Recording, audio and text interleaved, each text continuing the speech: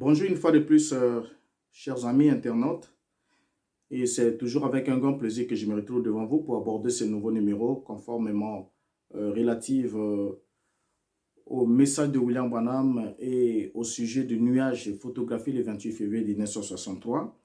Et dans le numéro précédent, pour un bref rappel, nous avons démontré ensemble avec vous que William Branham nous avait affirmé qu'il se trouvait à Flagstaff en train de chasser à Flagstaff en Arizona et que c'est à ce moment-là que l'événement s'est produit. Il se trouvait juste à l'endroit où cette photographie a été prise et au même moment que les anges l'ont quitté, c'est à ce moment-là que la photographie a été faite. La science l'a rattrapé plus tard après qu'il l'ait quitté lorsqu'il était dans une partie des chasses. Mais cela a été démontré ensemble avec vous, avec les déclarations de William Branham et avec la carte géographique telle qu'il nous avait lui-même proposé même de regarder la carte.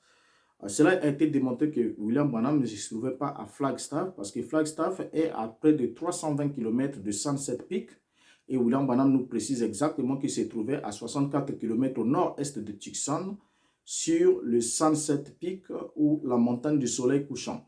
Alors, par là, nous avons compris ensemble avec vous que géographiquement, William Branham a dit un mensonge, géographiquement, puisqu'il ne se trouvait pas au lieu où le nuage a été photographié. Et deuxièmement, il ne se trouvait pas au lieu où ou bien le nuage n'a pas été photographié à la même date où il se trouvait à la partie des chasses. Donc, il y a un double mensonge concernant les lieux géographiquement. Il y a incompatibilité avec la partie des chasses de William Branham. William Branham a chassé, est arrivé à son lieu de chasse qui se trouvait à 64 km au nord-est de Tucson, une semaine plus tard après que le nuage ait déjà été photographié à près de 320 km au-dessus de Flagstaff. Alors, pour la suite, nous allons continuer ensemble, toujours pour dérouler les mensonges de William Branham autour du nuage du 28 février 1963. La question qu'on s'était posée avant de se séparer, c'était celle de savoir si vous aviez un enfant et que cet enfant se plaisait à tordre la vérité, quelle est la qualification que vous devrez donner à cet enfant? Et je crois que la qualification la plus logique serait de dire que cet enfant est menteur. Et vous connaissez la conséquence qu'on doit attribuer, la conséquence qui doit suivre une personne ou un enfant qui ment vis-à-vis de ses parents. Mais ici, nous n'avons pas en face de nous un enfant, mais nous avons en face de nous un adulte, et non pas n'importe quel adulte, mais un adulte qui se faisait passer pour un prophète, qui se faisait passer pour un défenseur de la vérité, mais qui se plaisait quand même à raconter des mensonges de façon gratuite. Alors, sur ça, nous allons continuer ensemble avec vous pour lire toujours William Branham, qui va nous affirmer encore ce qui suit. Parce que pour certains, ils se disent, non, mais écoutez, William Branham, bien que la nuit a été photographiée le 28 février, mais William Branham était à la chasse au mois de mars. Le 8 mars aussi, il y avait une deuxième nuée. Il y a beaucoup de rapports où les prédicateurs du message se battent à vouloir défendre William Branham bec et ongle pour juste garder leur oeil sous leur couveuse pour continuer à les exploiter. Parce que si seulement les brebis arrivent à découvrir que William Branham a dit un mensonge concernant cet événement dit surnaturel de la nuée, alors certains tabernacles vont fermer des portes, les bancs seront vides. Alors il faut à tout prix défendre cela. Et pour ceux qui ont, il y en a qui se sont battus pour dire oui, il était à la chasse. Il y a d'autres qui ont compris avec un peu de logique pour dire non, il n'était pas à la chasse le 28 février. Il est allé chasser au mois de mars, en rapport avec les calendriers, en rapport aussi avec les faits, en rapport aussi avec ses propres paroles. Mais là où ils ne s'accordent pas tous ensemble, c'est qu'il n'y en a pas pratiquement qui acceptent que William Branham a dit des mensonges concernant ce nuage. Or, nous ne sommes pas là pour discuter quand est-ce qu'il était ou il n'était pas, il était là ou il n'était pas là. Vous trouvez même des pasteurs de façon gratuite qui montent du haut des chairs ou bien sur les chaînes de télévision pour dire « William Branham était là, il était bel et bien là le 28 février, il était là, il a dit qu'il était là. » Ouais, ça c'est une façon encore d'insulter au double ceux qui sont là, parce que s'il y a des gens qui sont prudents, ils vont se poser la question de savoir non, examinons cette question, parce qu'il s'agit d'une affaire spirituelle, et dans l'affaire spirituelle, l'examen n'est pas un péché, parce que l'examen vous permet de comprendre en profondeur, de saisir et de parvenir à une conviction. Parce que le Christ est clair dans Matthieu 13. Il a dit, celui qui reçoit la semence sur la bonne terre, c'est ceux qui écoutent la parole de Dieu et la comprennent. Donc, il faut qu'il y ait la compréhension, et la compréhension ne vient qu'après examen, d'où l'apôtre Paul pouvait dire « examinez toutes choses et retenez ce qui est bon ». Alors, continuons à lire William Branham, toujours sur cette question. Dans la prédication Debout dans la brèche, prêchée le 28 juin 1963, il va nous dire ce qui suit pour couper les pattes à ceux qui disent que voilà, le 28, là, au fait, le 28 février, il n'était pas là, il n'a pas parlé du nuage du 28 février, mais il y a eu un autre nuage en mois de mars, ainsi de suite. Nous allons lire William Branham lui-même qui ne sera pas d'avis avec ceux qui veulent fabriquer cette théorie-là pour vouloir en quelque sorte les discuter. Alors, le paragraphe 82, il est dit, lisons, Debout dans la brèche, paragraphe 82. Combien ont vu ce mystérieux nuage dans le ciel? Voyez toutes ces mains levées. Le Life Magazine l'a publié. J'ai l'article avec moi ce matin. Vous voyez, c'est la même chose que ce que j'ai vu là-bas. Vous voyez ces nuages en forme de pyramide. J'étais juste en dessous. Bien. Ici, William Branham affirme qu'il était juste en dessous de ces nuages qui a été photographié, qui a été publié. Et il dit que c'est la même chose qu'il avait vu quand il était là-bas. C'est la même chose. Et il précise qu'il se trouvait juste en dessous. En dessous de quel nuage? Du nuage qui a été photographié le 28 février 1963. Alors qu'il n'était pas à la chasse à cette date. Continuons à le lire. Dans la prédication au Seigneur, encore une fois, prêchée le 28 juin 63, paragraphe 41, il a dit « Écoutez ce qui en a été dit 6 mois avant que cela n'arrive, et la science est perplexe. Je me trouvais juste en dessous de l'endroit où cela se passait.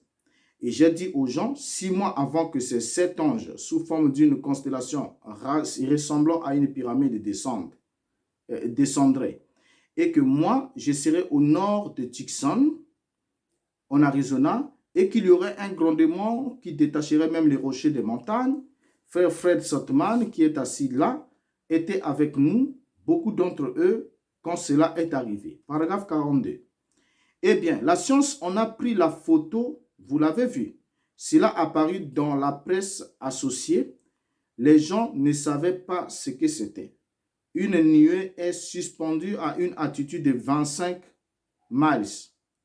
C'est à 15 ou 20 miles, au-delà même de l'altitude où il y a la vapeur. Ils n'en savent rien et ils essaient de faire des recherches là-dessus. Et c'est là que je me tenais, juste en dessous de cela. Prenons encore William Branham dans le témoignage, prêché le 28 novembre 63, paragraphe 31, jusqu'au paragraphe 32.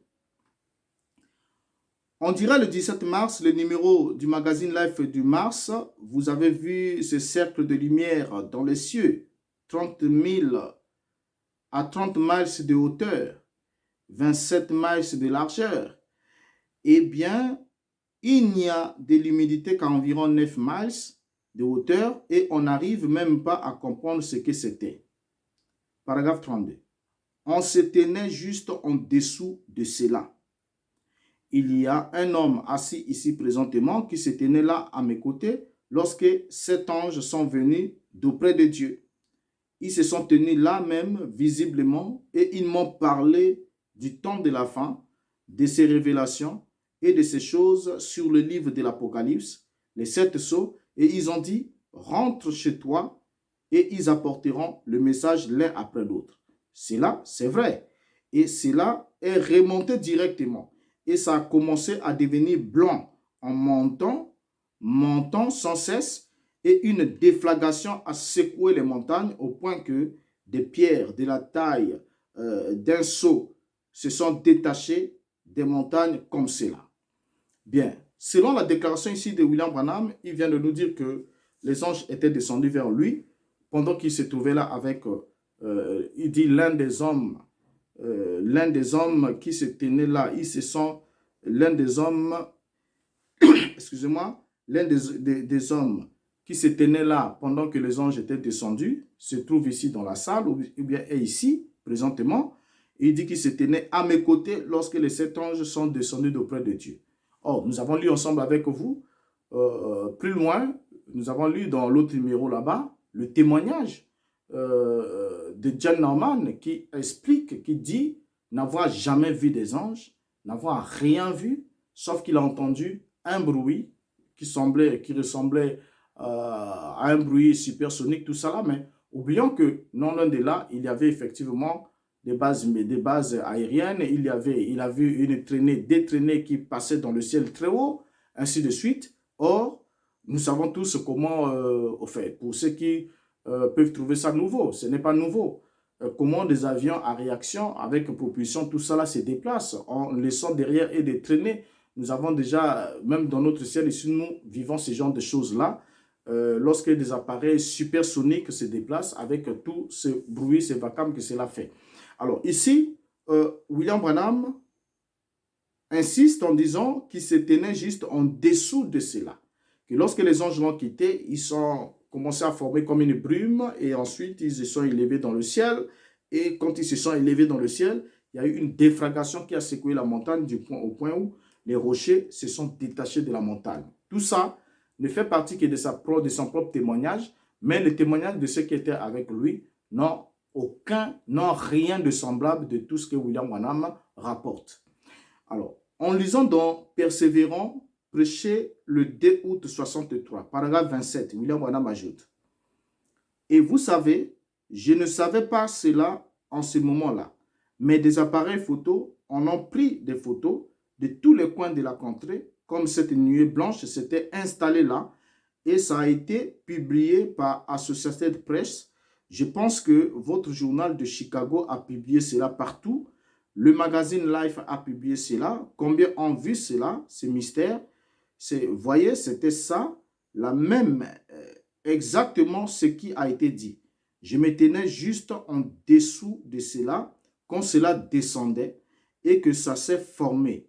Ils ont dit, c'était là, au-delà de essai. Voilà. Là, on vient encore de lire William Branham. La question qu'on peut se poser ensemble avec vous après lecture de ces trois citations, est celle-ci.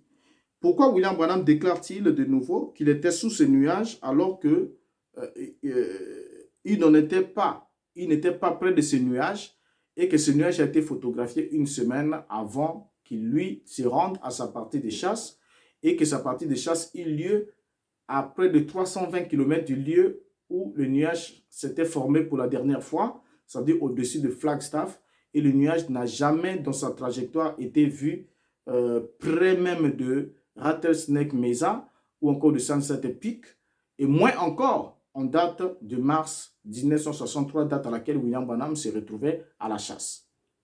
Alors, comment est-ce qu'il peut continuer à faire cette déclaration pour soutenir qu'il se trouvait juste en dessous de ce nuage qui a été photographié le 28 février et que cela a été photographié après que les anges l'ont quitté et c'est à leur retour qu'ils ont été vus par les observateurs géants et ils ont été photographiés. Alors, on peut alors, à la suite de tout cela, faire quelques observations pour que, ensemble, nous puissions comprendre le fond de pratique, des tripotages de William Branham au sujet de ces nuages dans les différents récits qu'il a eu à faire.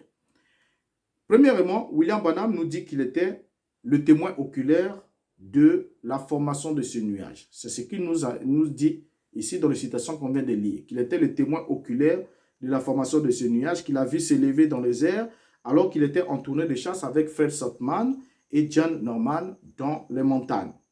Et que ce sont les 7 anges qu'il a rencontrés qui ont formé ce nuage qui a été photographié plus tard.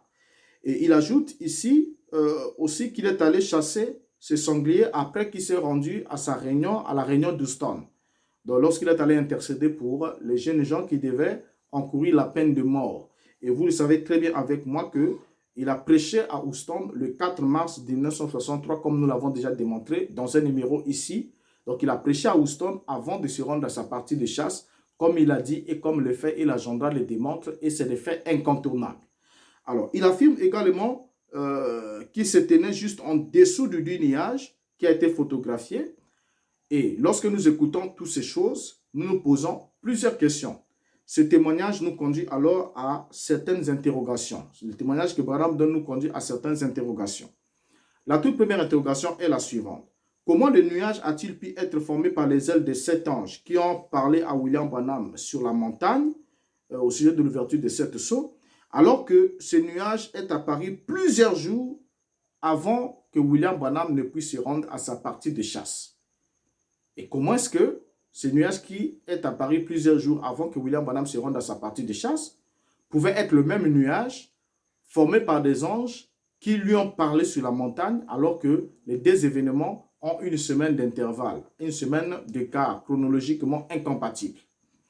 Et en deuxième lieu, on peut se reposer, reformuler la question encore comme suite. Comment Branham pouvait être le témoin oculaire de l'apparition de ce nuage, alors que le dit nuage est apparu plusieurs jours avant sa tournée de chasse, et surtout qu'il est allé chasser après le retour de son voyage à Houston? Et ça, le pasteur n'aime pas ça. Quand vous leur posez la question de savoir, William Branham est-il allé à la chasse après le retour de son voyage d'Houston ou avant?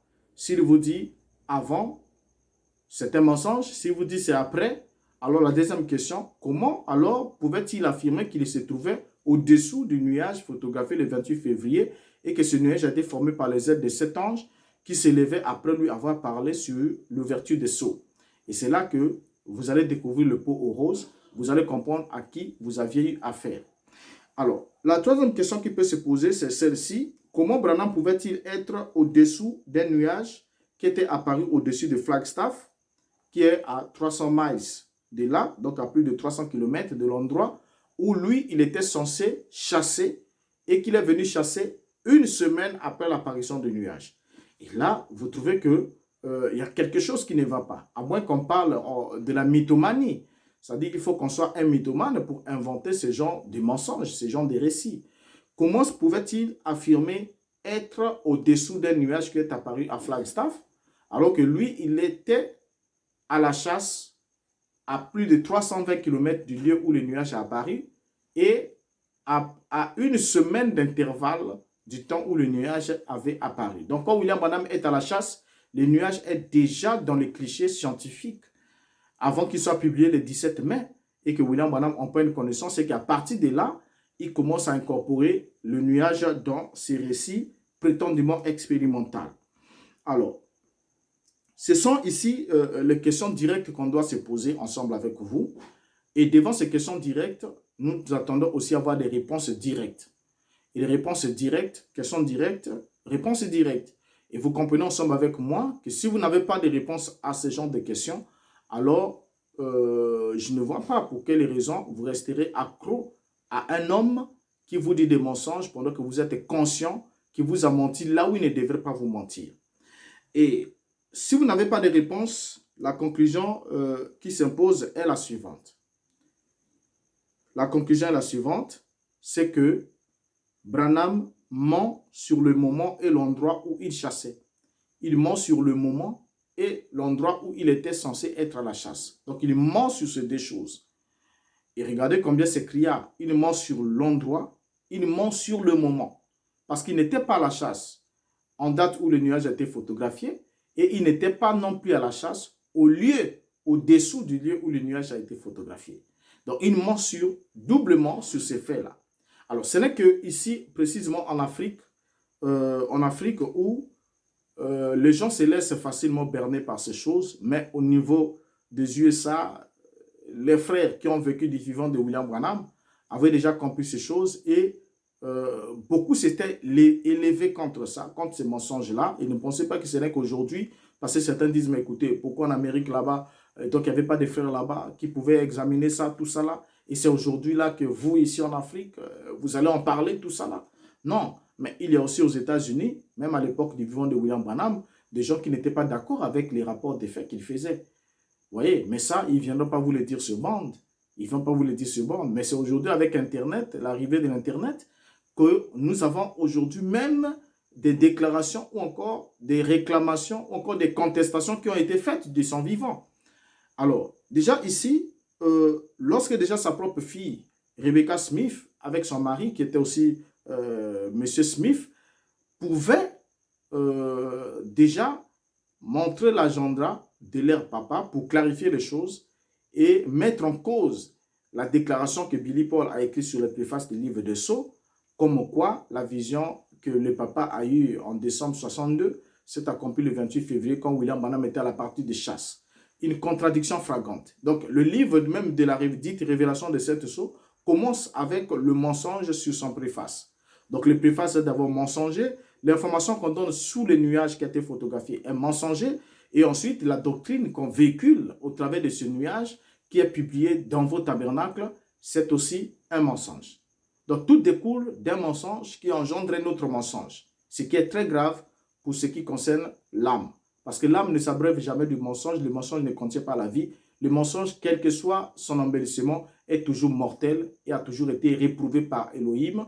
Et la Bible est claire, ceux qui aiment et ceux qui pratiquent les mensonges seront en dehors de la ville céleste ou de la cité sainte. Alors, ici, on comprend ensemble avec vous que William Branham a menti sur le moment et sur l'endroit où il chassait. Donc, un double mensonge a été dit. Il n'est pas possible qu'une telle exagération sauvage soit une erreur honnête. Parce que quelqu'un peut dire non, mais il peut être en erreur. Non, mais c'est une exagération sauvage et ne peut pas être une erreur honnête. C'est très malhonnête de sa part d'avoir agi de la sorte parce que ce n'est pas une seule fois qu'il rapporte ses faits, mais c'est plusieurs fois qu'il les rapporte et il tente de concilier l'inconciliable entre les deux histoires et entre les deux événements. Et ça a toujours été le cas. Nous l'avons démontré même avec deux autres vidéos ou dans d'autres faits, dans d'autres histoires, comment l'ange est venu à lui en 46 pour lui donner la commission, pour lui dire qu'Israël vient de devenir une nation, ainsi de suite. Mais alors que vous voyez que les dates qui donnent des événements sont des dates incompatibles. Et nous ne sommes pas là-bas, mais nous sommes ici sur le nuage.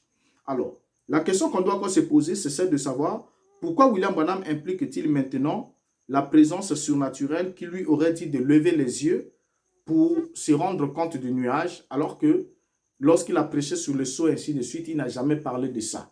Mais plus tard, il va nous dire ce qui suit. Dans votre vie est-elle digne de l'évangile?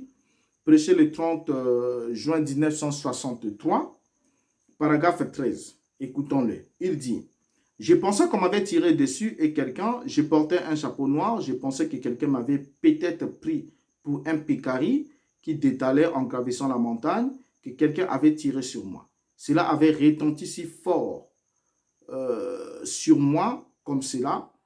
Puis, tout à coup, quelque chose me dit, lève les yeux.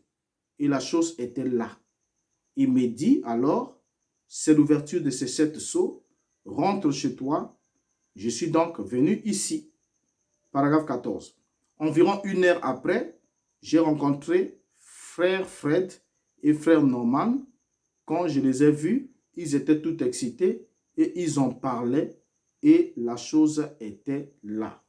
Voilà encore un fait, alors que plus haut, il nous a dit que l'un des hommes se tenait juste à côté de lui pendant que les 7 anges lui avaient apparu. Mais quand les frères vont rapporter leur témoignage, ils vont dire qu'ils n'ont jamais vu des anges. Ils n'ont rien vu de tout ça là. Et juste quand ils ont entendu un bruit, une détonation, ils sont venus vers Branham, ils l'ont trouvé assis et il va leur dire que voilà, rentrons parce que les anges viennent de me rencontrer pour me dire d'aller ouvrir le seau.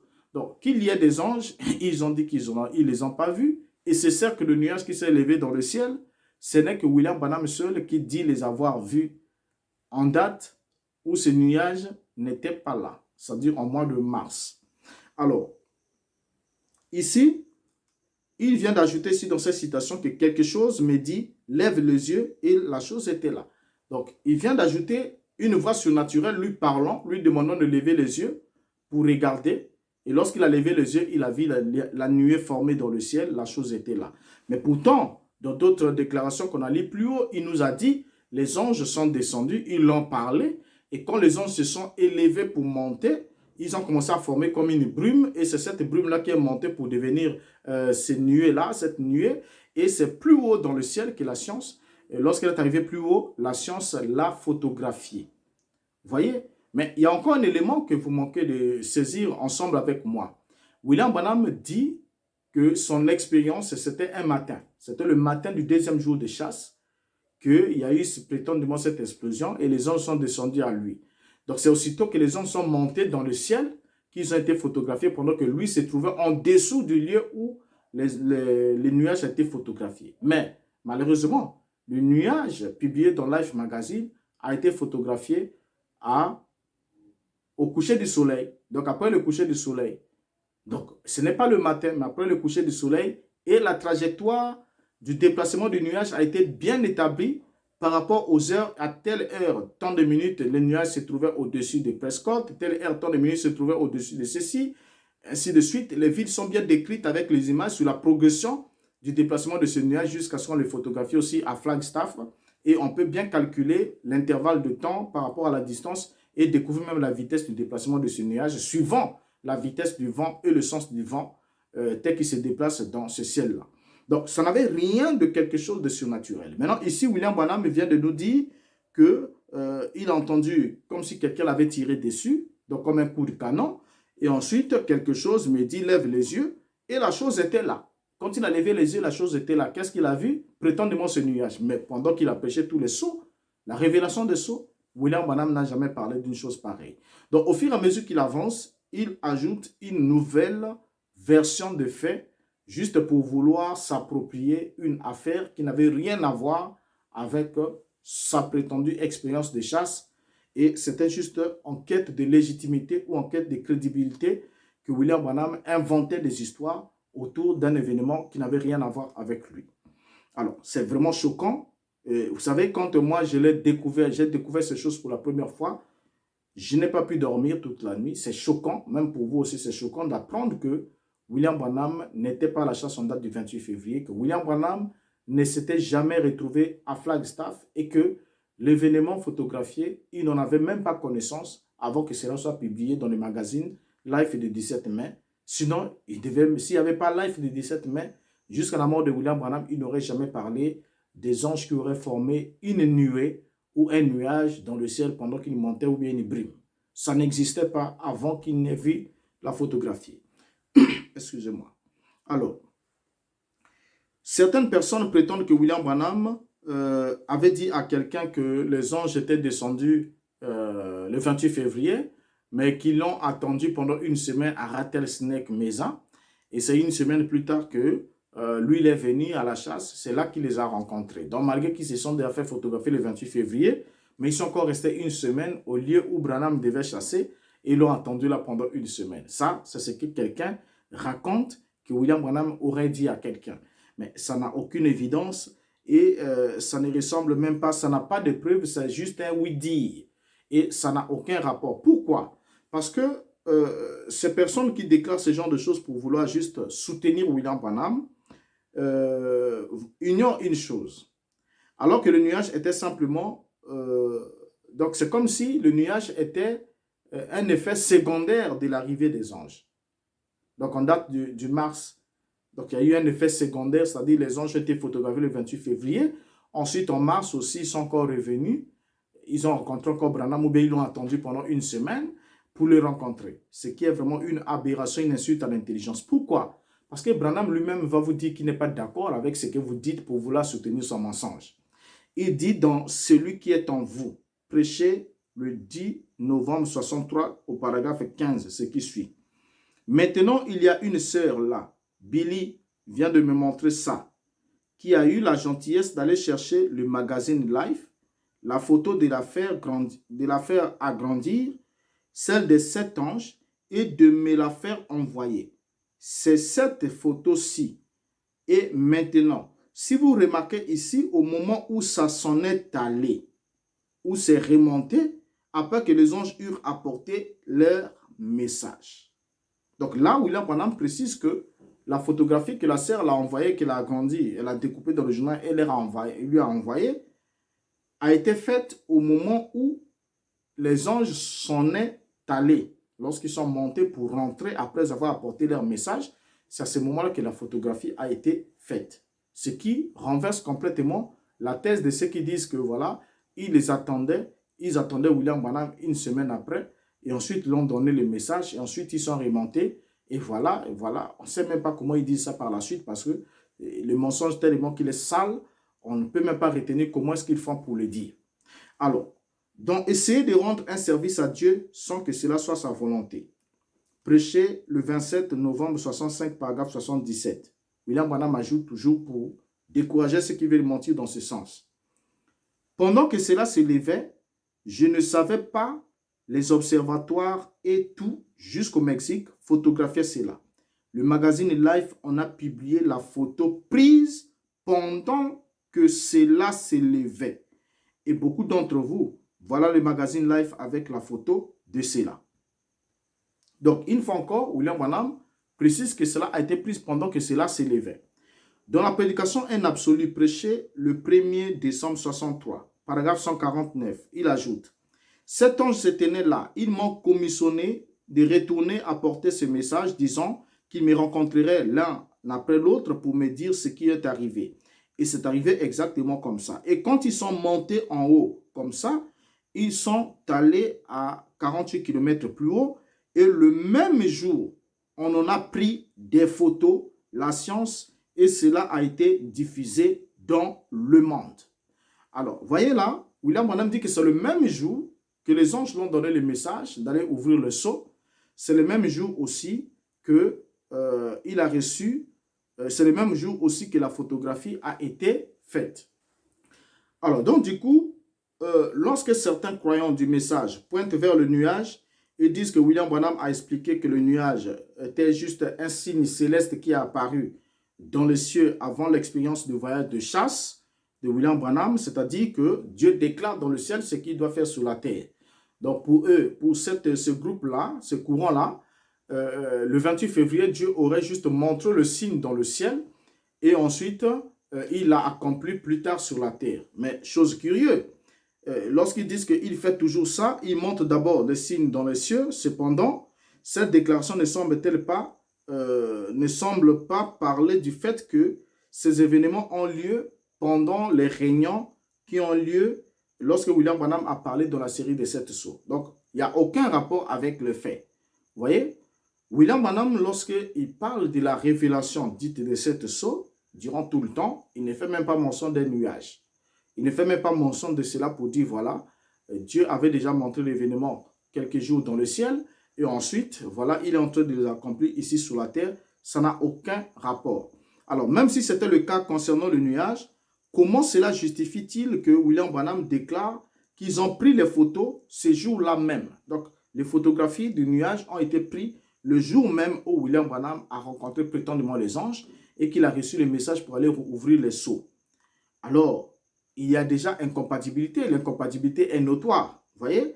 C'est-à-dire que le jour où William Branham a entendu l'explosion, c'est le même jour où il a rencontré les anges, c'est le même jour où les anges l'ont parlé, lui disant d'aller prêcher sur le sceau. C'est le même jour que les anges sont montés au ciel et c'est le même jour que les anges ont été photographiés et c'est la même photo qui a été faite le même jour-là, qui a été publiée dans les journaux. Mais malheureusement, ce jour est le 28 février 1963, qui n'a aucun rapport avec mars, le 8 mars 1963, date à laquelle William Branham s'est retrouvé à la chasse. Alors, dans la prédication Shalom du 12 janvier 1964, Branham va lui-même dire ce qui suit. Paragraphe 64.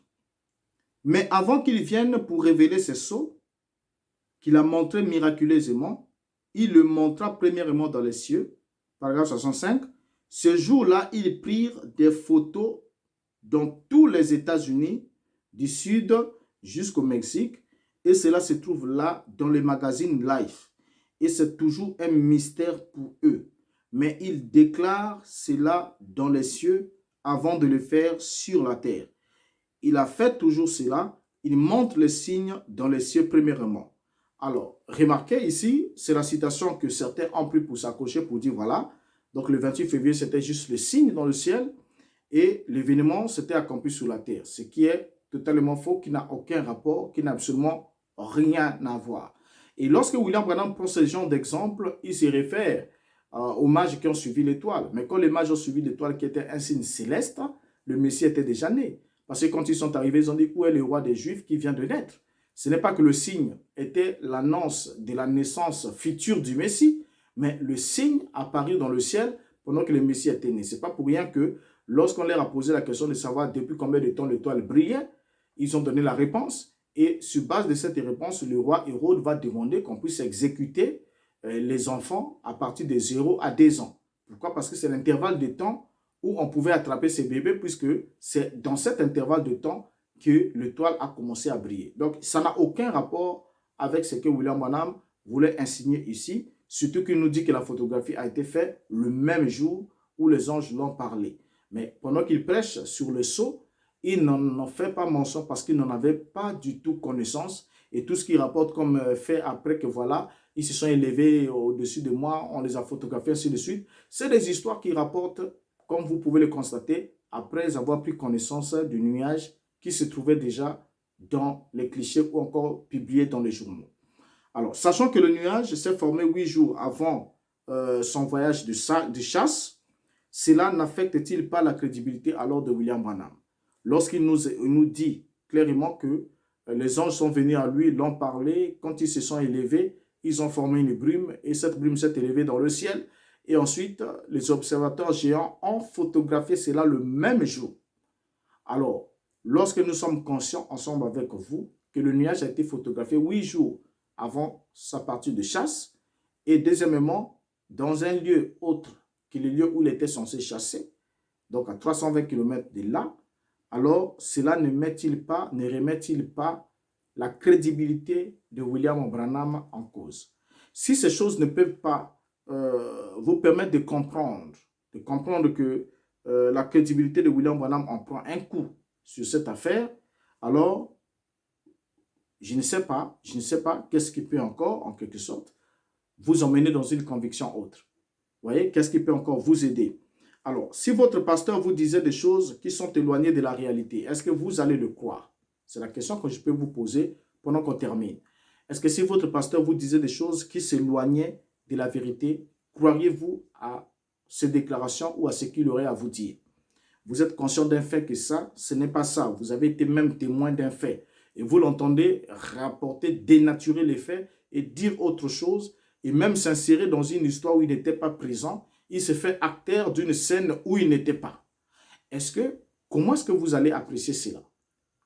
Ah voilà, vous allez dire simplement que voilà, si le pasteur arrivait à ces faits et que c'est démontré ainsi, il n'est pas honnête et je n'aurais aucune raison de le suivre. Mais alors la question qu'on peut se reposer pour en second lieu, pourquoi alors continuer de croire à William Branham du moment où vous êtes conscient de son mensonge au sujet du nuage qu'il a fait comme un événement capital et un événement de confirmation de son message, mais qui est truffé de mensonges pas possible, comme pas possible donc du début jusqu'à la fin. Il n'y a rien de vrai, rien d'authentique dans cette histoire et on reviendra avec d'autres numéros, le numéro qui suivra. Dans le 48 heures, nous allons parler de la photographie dans le nuage. Parce que le nuage original qui a été photographié était vide, mais William Branham a quand même réussi 2 ans après à présenter une photographie avec des yeux, la bouche, la barbe, les nez, tout ça là. D'où venait cette nouvelle photographie qui a un visage incrusté à l'intérieur? Alors, nous reviendrons ici ensemble avec vous dans les 48 heures qui suivent ou dans le temps qui suivra, selon la grâce qu'Adonai nous accordera.